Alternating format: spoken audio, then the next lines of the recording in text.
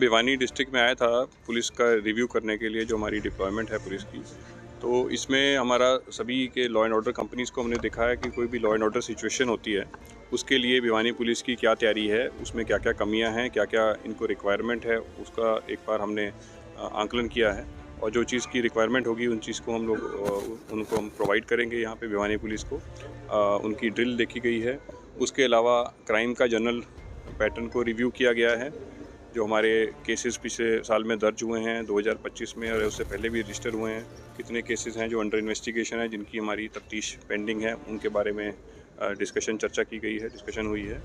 और हमारे जो नारकोटिक्स का जो एनडीपीएस में जो प्रॉब्लम यहाँ पे भिवानी में शुरू हुई है या बाकी डिस्ट्रिक्ट्स में हरियाणा में शुरू हुई है, उसके रिगार्डिंग हम क्या स्टेप्स ले रहे हैं और कितनी तत्परता से हमें काम करने की ज़रूरत है, इसके बारे में भिवानी पुलिस से मैंने बात करी है। और साथ ही में वायलेंट क्राइम के बारे में डिस्कशन हुआ था, जिसमें कुछ केसेस में एक्सटॉर्शन कॉल्स हैं। एक नया प्रकार का क्राइम यहाँ पे हरियाणा में, पंजाब में, दिल्ली में, इस नॉर्थन रीजन में शुरू हुआ है, जहाँ पे गैंगस्टर्स बाहर बैठ के वहाँ पे एक्सटॉर्शन कॉल्स करते हैं। फिर उनके जो यहाँ पे गैंग मेंबर्स हैं वो यहाँ पर पैसे इकट्ठा करते हैं, लोगों को डराने की कोशिश करते हैं। लेकिन अच्छी बात यह है कि एक पीक इसका 2023-24 में एक बार आया था एक्सटॉर्शन कॉल्स का। तो अभी हरियाणा पुलिस की मेहनत की वजह से जो हमने बाहर से कुछ एक्स्ट्राडिशंस करी हैं, कुछ डिपोर्टेशंस करी हैं, उसकी वजह से अभी जो कॉल्स भी कम हुई हैं और इंसिडेंट्स भी अभी रिपोर्ट नहीं हुए हैं। लेकिन फिर भी हम उसके लिए बिल्कुल तत्पर हैं। इसके बारे में भी डिस्कशन हुआ है। सर, आम व्यक्ति का पुलिस में विश्वास बढ़े, इसके लिए क्या कहेंगे आप, क्या अपील करेंगे? देखिए, आम व्यक्ति जिस टाइम पुलिस स्टेशन में विज़िट करता है, हमारा जो बेसिक स्ट्रक्चर है वो पुलिस स्टेशन से ही शुरू होता है। जिस टाइम पुलिस स्टेशन में कोई व्यक्ति विज़िट करता है, उसको अगर हम सही तरीके से सुन लें, उसकी प्रॉब्लम को सुन लें और जो उसकी उचित कार्रवाई है अगर हमारा आईओ कर दे, तो आई थिंक उसी से हमारा विश्वास बढ़ता है। ये बेसिक हमारी पुलिसिंग का जो काम है और इसी वजह से हमें यहाँ पे पुलिस में भर्ती किया गया है। इसके बारे में मैंने चर्चा की और सभी को बोला है, जो सारे एसएचओज़ और चौकी इंचार्जेस आए थे उनसे मैंने यही डिस्कशन करी है कि हमारा व्यवहार जो है वो पब्लिक की तरफ, हम सेवा में हैं, पब्लिक पुलिस जो है एक पब्लिक की सेवा में है।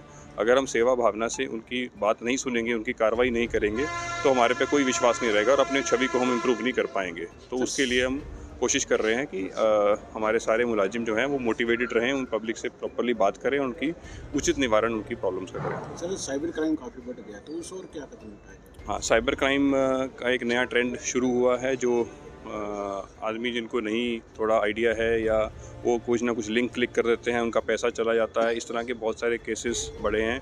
इसके रिगार्डिंग हमने हर डिस्ट्रिक्ट में एक साइबर क्राइम पुलिस स्टेशन भी शुरू किए हैं। यहाँ भी भिवानी में भी शुरू हुआ है। उसका रिव्यू मैं सेपरेटली अभी भिवानी पुलिस स्टेशन का भी साइबर क्राइम का रिव्यू भी करूँगा। उसके लिए हम प्रयास कर रहे हैं कि एक तो केसेस मैक्सिमम हम रजिस्टर कर पाएँ, और जो क्रिमिनल्स हैं, साइबर क्रिमिनल्स, क्योंकि वो पूरे इंडिया में स्प्रेड हैं, ऐसा नहीं है कि एक लोकलाइज्ड क्राइम है, ये हर जगह गए हुए हैं। तो हमें एक्स्ट्रा टीमों की ज़रूरत है। उसके लिए हमने आपस में एक रणनीति बनाई है कि हम किस प्रकार बाहर के जो साइबर क्रिमिनल्स हैं उनको यहाँ पकड़ के लेके आएँ और उनको जो कानूनी उनके खिलाफ कार्रवाई जो बनती है वो हम करें। ड्रग तस्करी में मैंने आपको पहले भी बताया है कि ड्रग तस्करी में हम काफ़ी ज़्यादा सीरियस हैं। ये हमारा मोटिव है कि यहाँ पे ड्रग्स का जो प्रचलन है वो इमीडिएटली बंद होना चाहिए, और जो बड़े ड्रग डीलर्स हैं उनके खिलाफ हम केसेस रजिस्टर करने के लिए डिस्कशन हुआ है। एनफोर्समेंट का काम है, और जो प्रिवेंटिव पिट एनडीपीएस में हम प्रिवेंटिव अरेस्ट करना चाहते हैं, उनके भी केसेस को हम और इम्प्रूव करेंगे, ताकि जो आदमी पीछे से जो एनडीपीएस का काम कर रहे हैं, बड़े ड्रग डीलर्स हैं, उनको प्रिवेंटिव अरेस्ट का भी प्रोविज़न है, वो भी हम लोग उसके लिए भी चर्चा हुई। सर, नवाचार और नई तकनीक को लेकर हरियाणा पुलिस भविष्य में क्या करने जा रही है, क्या? हमने जो अभी बात करी, जैसे सीसीटीवी कैमरास हैं, सीसीटीवी फुटेजेस हैं, उनको एक तो एनालिसिस के लिए हमने डिस्कशन किया है।